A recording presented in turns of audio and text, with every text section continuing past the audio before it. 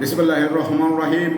সংগ্রামী সকল ফেসবুক ভাই বোন বন্ধু, বাংলাদেশের বাইরে এই ভিডিওটি যারা দেখবেন, আমার পক্ষ থেকে জানাই সংগ্রামী সালাম, আসসালামু আলাইকুম।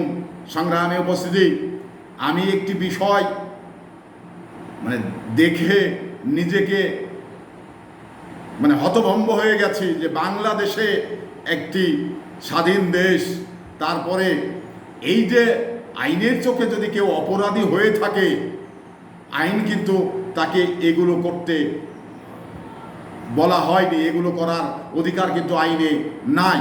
কারণ এগুলো যারা করেছেন এটা আইনকে লঙ্ঘন করে, আইনকে বৃদ্ধাঙ্গুলি দেখিয়ে যে অবস্থাটা তৈরি করেছেন, এই অবস্থার জন্যে আমি আসলেই একজন মানুষ হিসাবে আর একজন মানুষের এই যে অবস্থা দেখে কিন্তু আমি শোকাহত, আসলেই মর্মাহত যে ঘটনাটি ঘটিয়েছেন। সংগ্রামে উপস্থিতি, কি আমি আপনাদের সামনে বলতে চাই সেটা আপনারা আমার কথাতেই হয়তো বুঝতে পারবেন। আমি যে বিষয়টি আপনাদের সামনে শেয়ার করার জন্য এসেছি সে বিষয় হলো গণ অধিকার পরিষদের নেতা নুরুল হক নূর, তাকে পুলিশ রিমান্ড নিয়েছেন। তো রিমান্ডে নেওয়ার পরে আপনারা গণমাধ্যমে দেখেছেন যে অবস্থাটা তৈরি করেছেন। কারণ ওই মানুষটি সে কিন্তু নিজের পায়ে দাঁড়িয়ে হাঁটতে পারছে না, তাকে এমন টর্চার করা হয়েছে। পুলিশের যদি এই বেপরোয়া এই সমস্ত আচরণ আসলে জনগণকে ক্ষিপ্ত করে তোলে।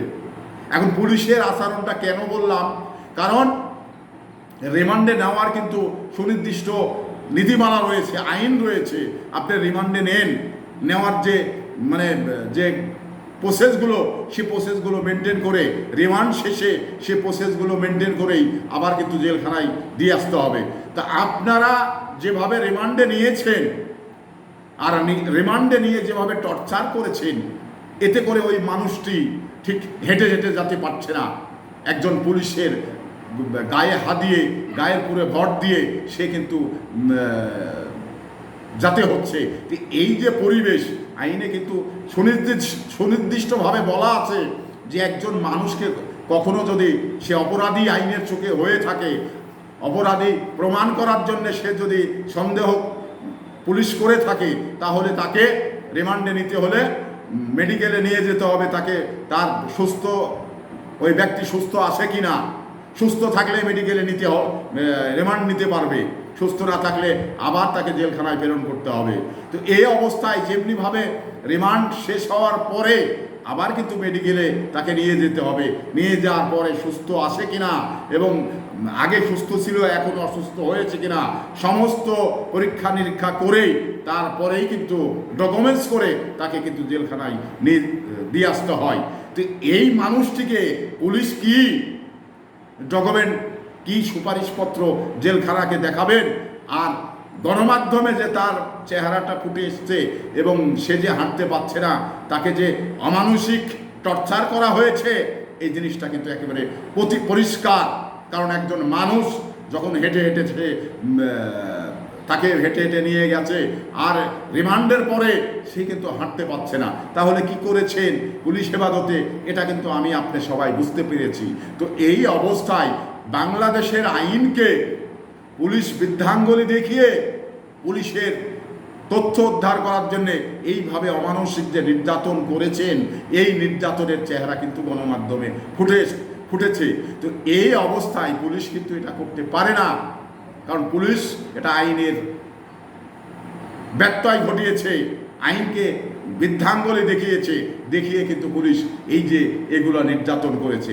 কারণ এটা কিন্তু সে অপরাধী না প্রমাণ করবে আইন। এখন আপনি অনেক সময় আমরা দেখেছি যে আপনি থানা হেফাজতে তাকে বিভিন্নভাবে টর্চার করে, তাকে বিভিন্নভাবে শাস্তি দিয়ে কি কথা বলেন কি কথা বলেন না সেটা কিন্তু বলে ফেলেন, কিন্তু পরবর্তী সময় দেখা যায় এই কথা পরে সে আসামি নিজেই স্বীকার করে। একজন আইনের চোখে অপরাধী মানুষ সে নিজেই স্বীকার করে যে না, আমি এই ধরনের কথা থানাতে বলিনি, আমাকে জোর করে টর্চার করে বলানো হয়েছে। এই অবস্থায় আসলে এই যে নুরুল হক নূর, যে গণপরিষদ অধিকারের যে নেতা, তাকে যেভাবে গণমাধ্যমে আমরা দেখতে পাচ্ছি, তাহলে কিন্তু তাকে টর্চার কিন্তু কম করা হয়নি, যথেষ্ট টর্চার করা হয়েছে, তারই কিন্তু প্রমাণ পাওয়া যাচ্ছে। তো সেই জায়গাতে এত কিছু করার পুলিশের কিন্তু আইনের ব্যত্যয় ঘটানো, আইনকে বৃদ্ধাঙ্গুলি দেখিয়েই কিন্তু এত কিছু করেছেন। তো সংগ্রামী উপস্থিতি, কোনো মানুষ যদি আইনের চোখে অপরাধী হয়, তাহলে তাকে বিচারালয় থেকে আপনার অপরাধী সাব্যস্ত করার পরেই তাকে কিন্তু অপরাধী বলা যাবে। তো পুলিশ যে প্রাইমারি